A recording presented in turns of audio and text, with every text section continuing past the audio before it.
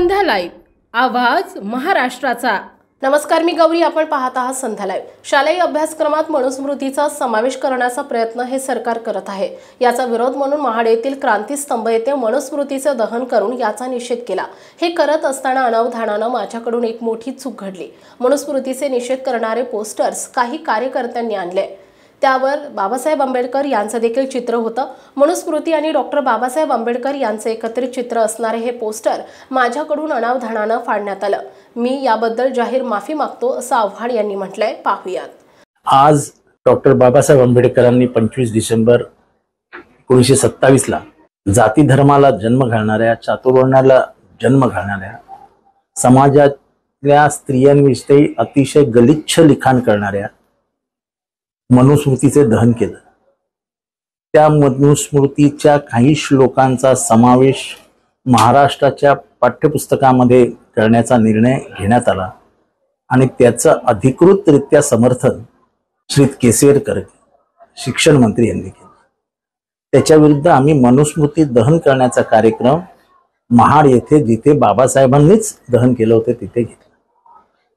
हे करत असताना रागाच्या भरात अनावधानाने माझ्याकडनं आणि काही कार्यकर्त्यांकडनं मनुस्मृतीवरती दिलेलं दिसल्यामुळे पोस्टर फाडण्यात आलं, ज्याच्यावरती बाबासाहेबांचा फोटो होता। आम्ही मुळीच मुद्दामून केलं नाही।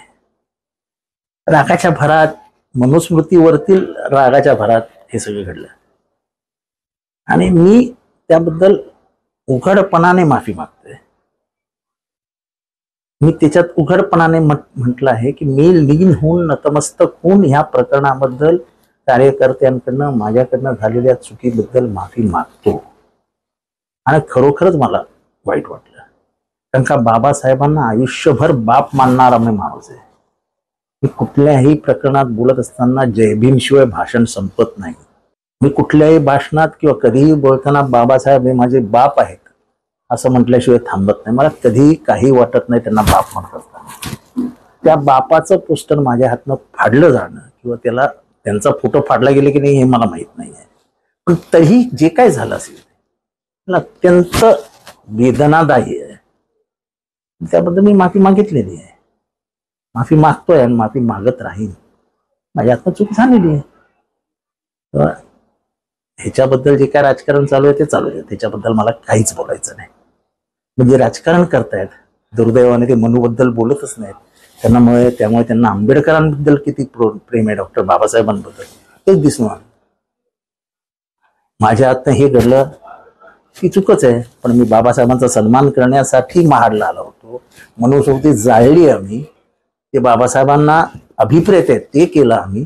त्याच्यात करता करता करता एक चूक झाली।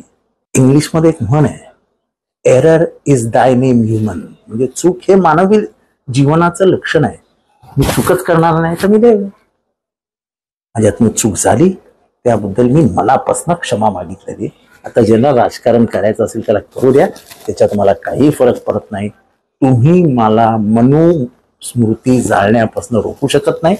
पुढच्या आठवड्यात परत एकदा मनुस्मृती जाळली जाईल। संध्या लाईव्ह साठी प्रतिनिधी मंगेश पाटे, महाड। ताज्या आणि महत्त्वपूर्ण बातम्या पाहण्यासाठी आजच आमच्या संध्या लाईव्ह न्यूज चॅनलला YouTube वर सबस्क्राईब करा आणि बेल आयकॉन प्रेस करा।